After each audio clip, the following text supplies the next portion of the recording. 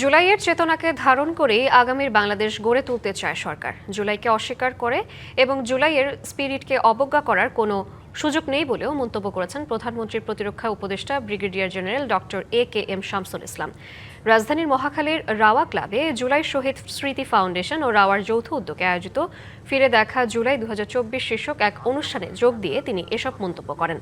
তিনি বলেন, বাংলাদেশি জাতীয়তাবাদী ও জুলাই চেতনা একে অন্যের পরিপূরক, তাই এই দুইটি বিষয়কে মাথায় রেখেই দেশকে এগিয়ে নিতে কাজ করছে সরকার।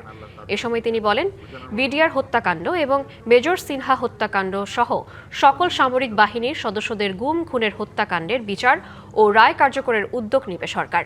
অনুষ্ঠানে জুলাই শহীদ পরিবার, আহত জুলাই যোদ্ধা এবং সাবেক সেনা কর্মকর্তা ও তাদের পরিবারের সদস্যরা জুলাই যোদ্ধাদের অদম্য সাহস এবং আমাদের বাহিনীর পেশাদারিত্বের সমন্বয়ে এই জুলাইয়ের যে মূল চেতনা সেটাকে আমরা বাস্তবায়ন করতে পারবো বলে আমি দৃঢ়ভাবে বিশ্বাস করি।